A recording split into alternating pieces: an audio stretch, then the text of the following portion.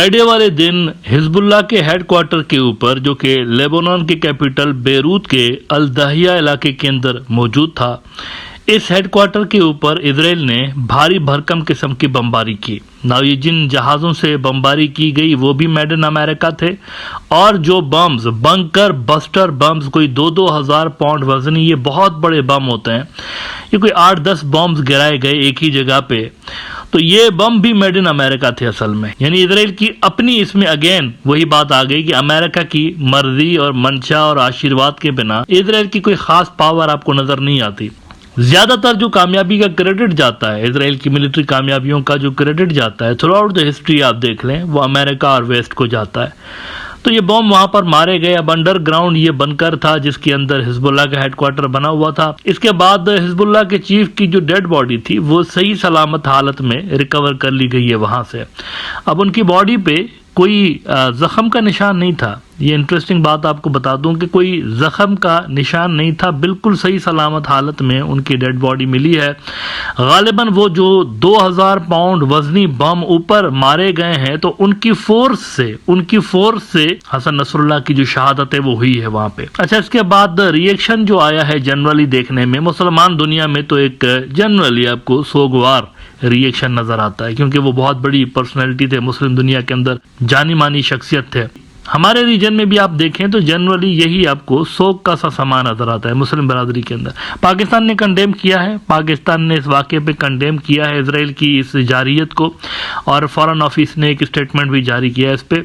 Don news ने report किया है कि Pakistan condemns Israel's reckless act of killing Hezbollah leader Hassan Nasrallah, foreign office. और इसमें वो कहते हैं कि statement released by the foreign office today read Pakistan strongly condemn the growing Israeli adventurism in the Middle East. It is unbridled attack on civilian population and disregard of international law have reached alarming levels. तो यहाँ पर ये एक official statement Pakistan की तरफ से आई है। Now India से जो रिएक्शन देखने को मिल रहा है, वहां से दो रिएक्शंस देखने को मिल रहे हैं। एक तो रिएक्शन वो देखने को मिल रहा है जो इंडिया के मुस्लिम बरादरी वो आपको देती हुई नजर आ रही है, वो सिमिलर है जो कि बाकी के मुस्लिम दुनिया के अंदर है। इसके अलावा इंडिया के जो सेक्युलर्स और लिबरल फोर्सेस हैं वो भी इससे दहशतगर्दी को कंडेम करते हुए नजर आ रहे हैं। लेकिन हिंदुत्व के कैंप्स के अंदर जश्न का सा समा है। हिंदुत्व के एक बड़े डिफेंस एक्सपर्ट हैं मेजर गोराव आर्या साहब, जिनको उर्फे आम में इनके क्रिटिक्स मेजर गोबर आर्या भी कहते हैं। गोबर आर्या की ट्वीट देख लीजिए, इसमें आपको उनकी खुशी का ठिकाना नजर नहीं आएगा, वो इतने खुश हैं। मौसूफ कहते हैं कि हबीबी यू आर डेड, और फिर वो हंसने का एक निशान लगा रहे हैं। वेल डन IDF, यहाँ पर ये बूट लिकिंग कर रहे हैं, जूते चाट रहे हैं बेसिकली। और फिर वो कहते हैं कि keep your foot in the accelerator, this is far from over, we stand with you all the way and don't forget the other Habibis hiding in Qatar, Turkey and Iran. They need your love too. Happy hunting. यानी वो कह रहे हैं कि और भी दहशतगर्दी आप मचाइए, कतर में भी दहशतगर्दी मचाइए, ईरान में भी टेररिज्म फैलाइए, टर्की में भी फैलाइए, हम आपके साथ हैं। हम यानी कि मेजर गोराव आर्या और बाकी के जो हिंदुत्ववादी ठग हैं वो इजराइल के साथ हैं, ये उन्होंने मैसेज दिया है। तो खुशी का आपको ठिकाना नजर नहीं आता, यहाँ पर इतने खुश हैं ये। अच्छा, ऐसा क्यों है? यहाँ पर सोचने की बात है कि ऐसा क्यों है, हिंदुत्ववादी जो हैं वो इतने ज्यादा प्रो इजराइल क्यों है? इस पे कल मैंने बात की थी। बेसिकली ये एक इंफीरियोरिटी कॉम्प्लेक्स है। हिंदुत्ववादी जो गैंग है उसके अंदर जहनी तौर पर एक खन्नास बैठा हुआ है दिमाग में कि हमारे ऊपर 1000 साल हुकूमत की गई मुसलमानों की जानिब से, और ये हमारे लिए जिल्लत का मकाम है कि हमारे ऊपर इंडिया में 1000 साल तक मुसलमानों ने हुकूमत की। और ये जो नफ्सियात है, ये जो मेंटलिटी है, ये आपको टॉप की लेवल पर भी नजर आती है। तो गोबर आर्या तो चिल्लड़ किस्म का नीचे की लेवल का एक इंटेलेक्चुअल है ना, टॉप की लेवल पर भी नजर आती है। पिछले दिनों योगी आदित्यनाथ ये कश्मीर के अंदर गया टकला, वहां पर इलेक्शंस हो रहे हैं, सो कॉल्ड इलेक्शंस, नाम नेहाद इलेक्शंस हो रहे हैं वहां पर इंडियन ऑक्यूपाइड कश्मीर के अंदर।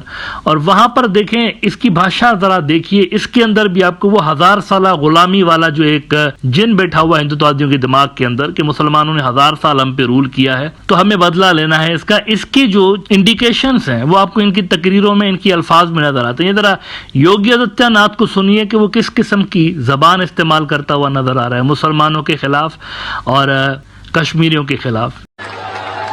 बहनों और भाइयों, मैं कल और परसों 2 दिन जम्मू कश्मीर विधानसभा चुनाव के लिए गया था। जम्मू में बारिश पड़ रही थी, मैं एयरपोर्ट के अंदर गया तो मैं तो अचानक ही अंदर गया था। मुझे तो वहां लैंड करके तत्काल वहां से हेलीकॉप्टर से प्रचार के लिए निकलना था, लेकिन मौसम खराब था इसलिए मैं अंदर चला गया।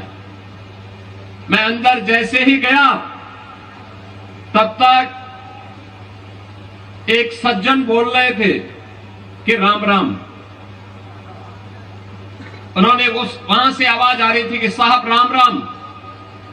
तो मैं, चूंकि मेरा कोई परिचय भी नहीं था वहां पे, ना मैं किसी को जानता था, तो मैं उधर देखा नहीं, मैंने उधर देखा नहीं। थोड़ी देर के बाद फिर आवाज आई कि योगी साहब राम राम।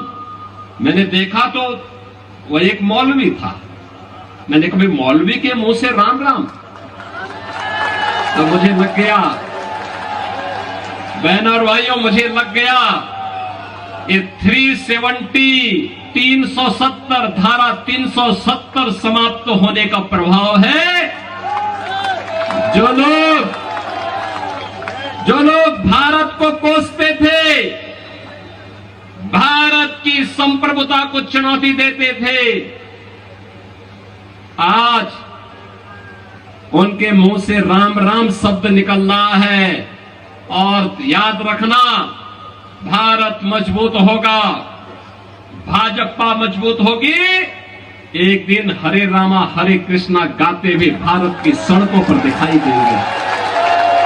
ये सूरत हाल है। कह रहा है अभी रिसेंटली कश्मीर के अंदर गया तो मौलवी मुझे राम राम कहता हुआ नजर आया। यानी ये इसके लिए फतह की बात है कि मैं फतह, कोई किला फतह करके आया हूँ। बहुत बड़ी कामयाबी मिली है हमें कि मुसलमान जो है ना वो अब राम राम करने लगे हैं, तो ये बहुत बड़ी कोई कामयाबी की बात है। तो ये हमने किया है 370 हटा के।